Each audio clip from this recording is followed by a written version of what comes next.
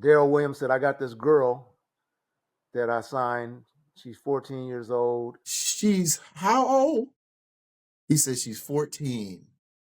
I was like, bull crap. She's not 14. That voice was hers. Nobody, she don't sound like nobody. It was like, there's no way you singing like this at 14. Like, what the hell? And that 14-year-old was Brandy. Down with what you're going through. Baby, baby, baby, baby. Don't you know that you're so fine? But I guess I'm only broken hearted.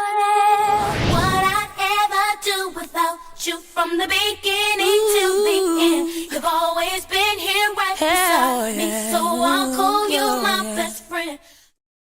I remember specifically Daryl saying, well, I mean, she's a kid, so we can't do like adult songs on her. So we have to find a place and a space that will work for, a 14-year-old. Her audience is other 14-year-old girls, right? I mean, so what do they talk about?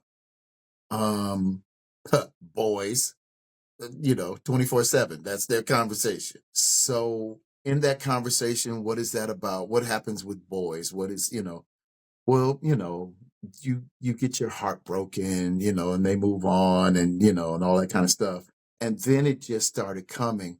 Only broken hearted.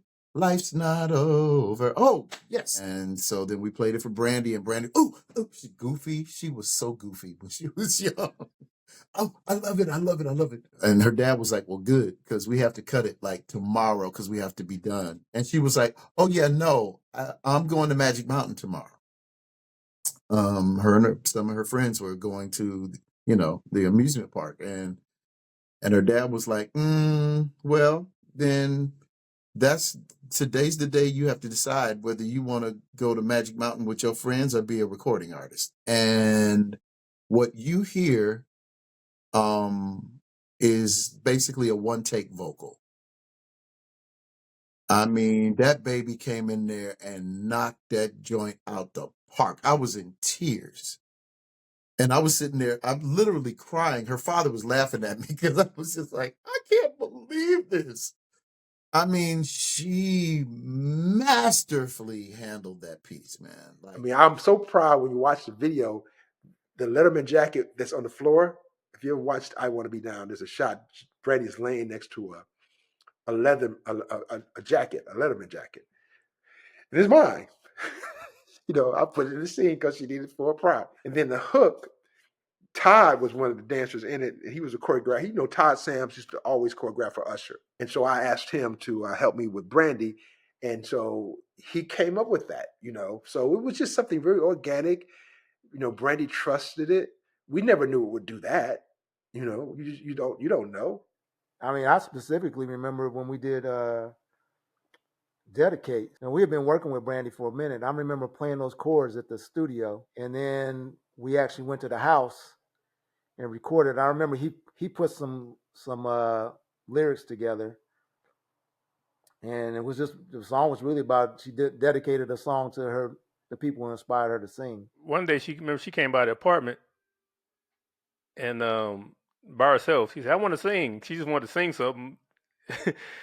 And she just had me pull up Dedicate, and she just did a bunch of ad libs on top of it, just off the top of her head. Brandy's probably top 10 female vocalist. Even as a child, she always had that deep, she could go deep, she could go low with her voice as a 14-year-old.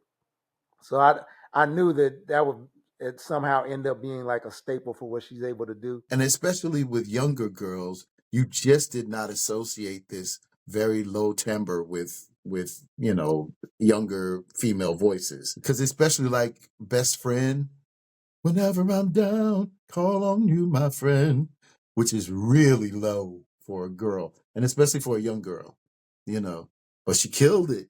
She freaking killed it. And then I always thought runs were just like over the top, but Brandy's runs weren't.